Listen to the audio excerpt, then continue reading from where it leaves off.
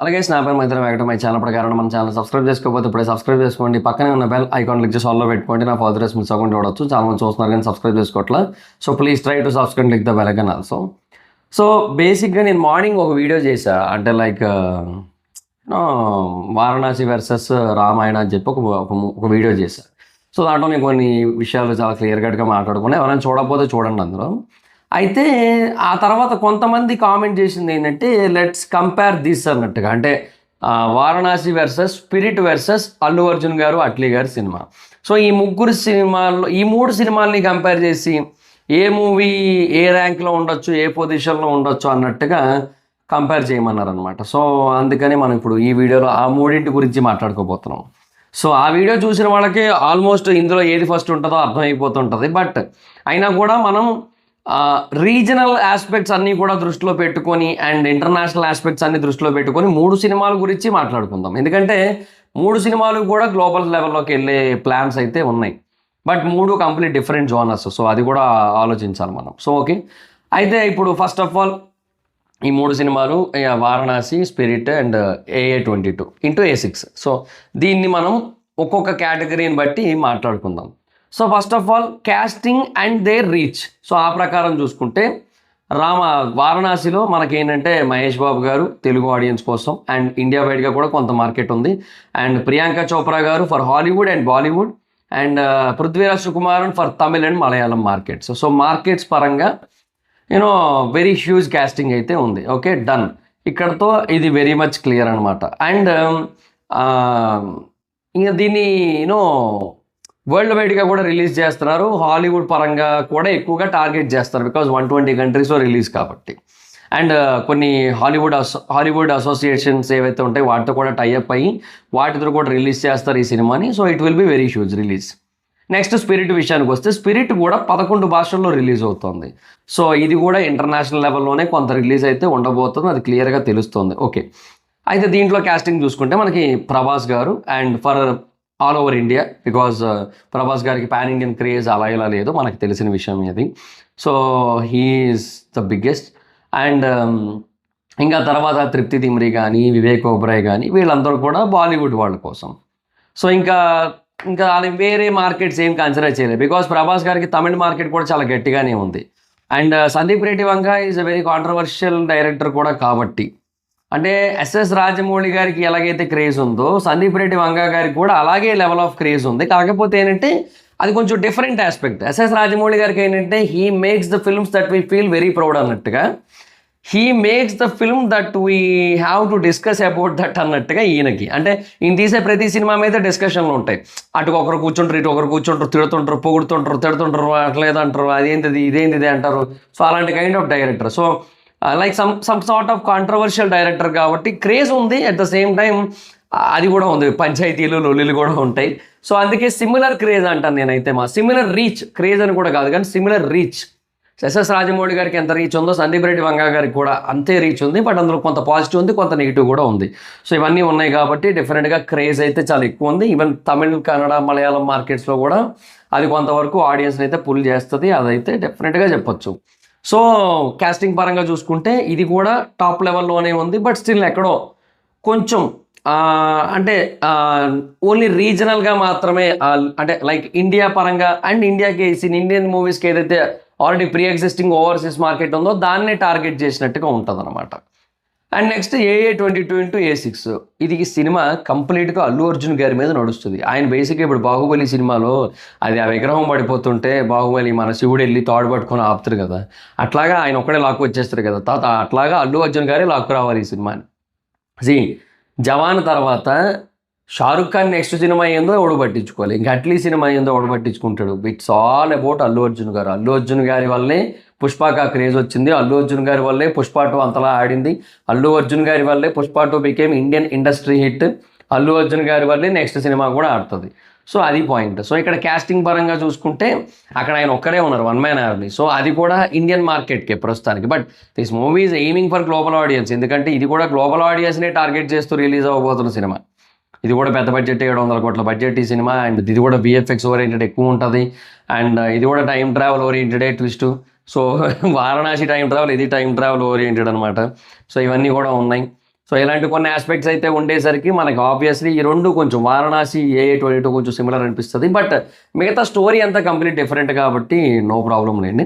But చెప్తున్నా నేనైతే. So scale పరంగా చూసుకుంటే అంటే కాస్టింగ్ పరంగా చూసుకుంటే స్కేల్ తర్వాత మాట్లాడదాం. కాస్టింగ్ పరంగా చూసుకుంటే సమ్హౌ ఐ ఫెల్ట్ లైక్ ఇదే ఆర్డర్ అంటే వారణాసి, స్పిరిట్, AA22 బికాస్ అంటే అంటే నేను అంటే డైరెక్టర్స్ని కూడా కన్సిడర్ చేసి చెప్తాను నేను కాస్టింగ్ అనేది, ఓన్లీ యాక్టర్స్ అనే కాదు. సో ఆ ప్రకారం చూసుకుంటే ఇక్కడ ఓన్లీ అల్లు అర్జున్ గారే ఉన్నారు, ఆయనే ఉన్నారు అంతే. సో అది ప్రాబ్లం. సో దానివల్ల ఏంటంటే అది ఎంతవరకు పుల్ చేయగలదో అంతవరకే చేయగలదు. సో అది ప్రాబ్లం. సో పుష్ప 2కి వచ్చినంత మార్కెట్ మళ్ళీ ఈ AA22కి ఉండదు కదా హిందీలో అయినా సరే. సో ఒక 500 కోట్ల నెట్ మినిమం కన్ఫామ్. సో అంతకంటే ఉండకపోవచ్చు. సో అది పాయింట్. మిగతా వాళ్ళకి అది కూడా ఉండదులేండి, అది వేరే విషయం.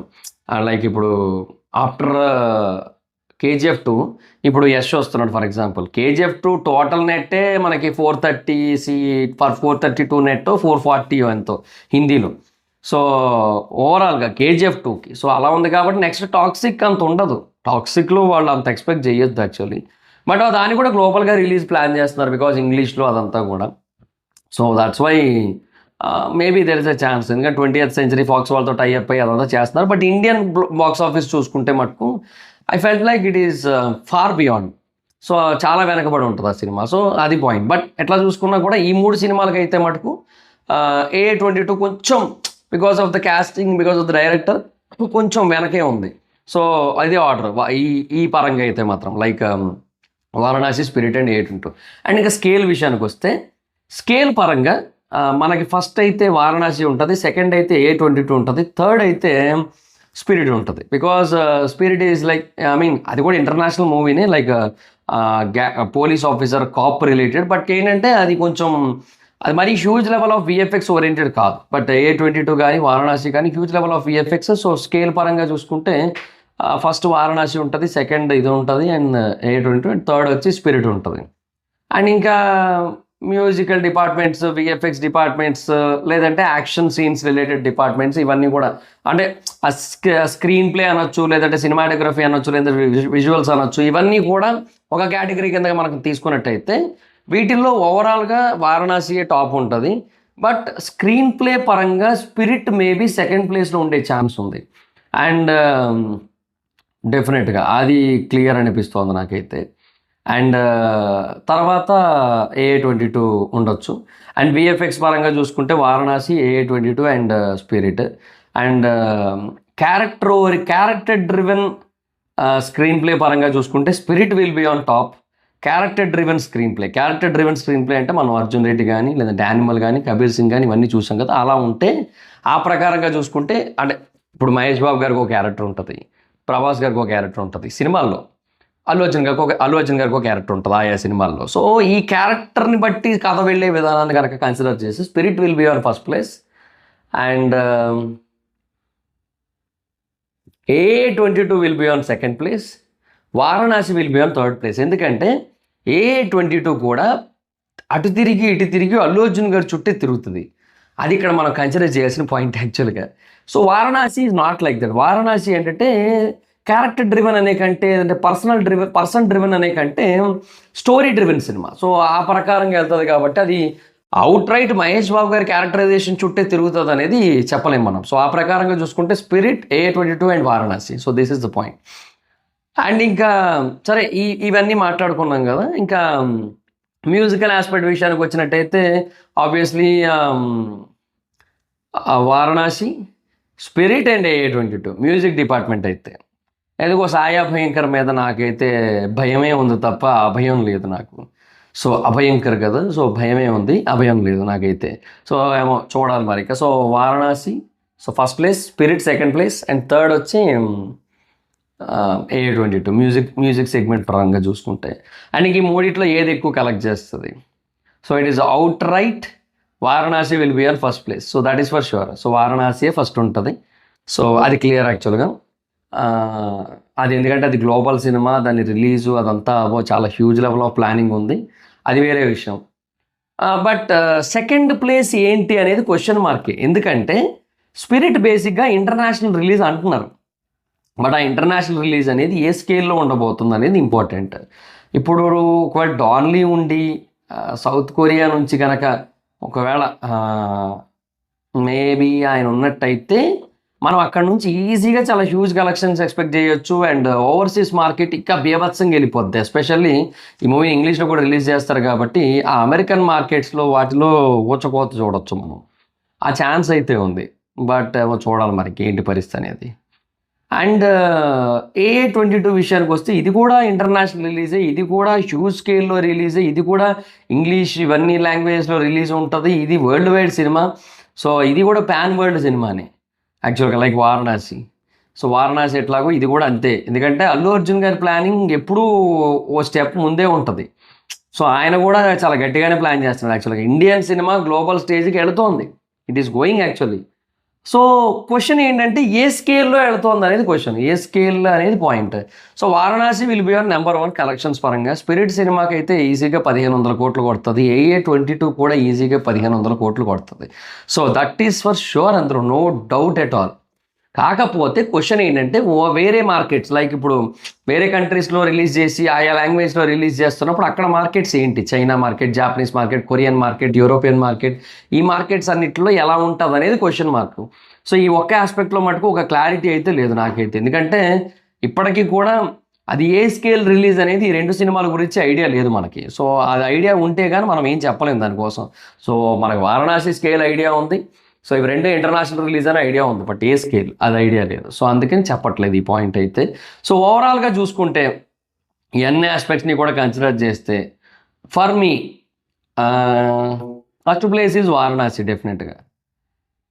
SSMB 29 అనొచ్చు, వారణాసి, ఇప్పుడు వారణాసి అనే పేరు వచ్చింది కదా వారణాసి. సో అంటే ఆ మధ్య అంతా కూడా SSMB 29 versus spirit versus AA22 ఇవే చూశాను నేను. సో అందుకే అదే వచ్చింది. So Varanasi first place. Second place మట్టుకు కొంచెం ఆలోచించాలి, అంత ఈజీ కాదు. సో గ్లోబల్గా ఆలోచిస్తే బికాస్ అంటే పాన్ వరల్డ్ అనే కాన్సెప్ట్ని దృష్టిలో పెట్టుకుంటే AA22 second place, third place Spirit ఉంటుంది. బట్ ఒకవేళ ఇండియన్ మార్కెట్ అండ్ యునో ఏమంటాను mass pulling and you know that అంటే ఒక వైబ్ ఉంటుంది ఆ సినిమా చూస్తున్నప్పుడు, చూసిన తర్వాత అదంతా కూడా చూసుకొని అంటే అది ఎందుకు అంటే సందీప్ రెడ్డి వంగ గారి సినిమాల్లో ఉండే మ్యాజిక్ ఏదైతే ఉందో ఆ మ్యాజిక్ అయితే మాత్రం డెఫినెట్గా AA22లో మిస్ అవుతుంది అనిపిస్తుంది మళ్ళీ. ఎందుకంటే బికాస్ ఆఫ్ అట్లీ. సో అది ఉంది కాబట్టి ఆ కనెక్టివిటీ, ఆ లోకల్ కనెక్టివిటీ, ఆ ఎమోషనల్ డెప్త్, ఆ ప్రకారంగా చూసుకుంటే I felt like spirit will be on second position and AA22 will be in third position. So ఇక్కడ అందుకే ఈ 2 సినిమాలకి మధ్య అదొక క్వశ్చన్ మార్క్ అయితే ఉంది. బట్ ఓవరాల్గా మనం గ్లోబల్ రిసెప్షన్ని ఎక్కువ కన్సిడర్ చేయాలి. బికాజ్ మనకి ఇప్పుడు ఇండియన్ సినిమా గ్లోబల్కి వెళ్తోంది కాబట్టి. సో మనకి end of the day collections అనేవే ఎక్కువ మ్యాటర్ కాబట్టి అండ్ ఆ స్కేల్ మ్యాటర్స్ కాబట్టి ఇండియన్ సినిమా వరల్డ్ సినిమాగా మారడం ఇంపార్టెంట్ కాబట్టి మనకి అవన్నీ దృష్టిలో పెట్టుకుంటే first position will be Varanasi, second position will be AA22, third position will be Spirit అనమాట. Because of that global level appeal and global level release అదనమాట. సో అది నా పాయింట్ అయితే. ఇంకా బట్ ఆ 2 సినిమాలకి మధ్య ఆ క్వశ్చన్ మార్క్ అయితే కొంచెం ఉంది ఇప్పటికీ, అంటే స్పిరిట్ వర్సెస్ AA22 అది పాయింట్. సో మీకేమనిపించింది, మీ ఆర్డర్ ఏంటి 3 సినిమాలు అనేది కింద కామెంట్ సెక్షన్లో చెప్పండి. SSMB అదే అవుతుంది Varanasi versus spirit versus AA22 ఈ మూడిట్లో ఏది ఏ ఆర్డర్, ఫస్ట్ సెకండ్ థర్డ్ ఏది ఏ పొజిషన్ అనేది కింద కామెంట్ సెక్షన్లో చెప్పండి.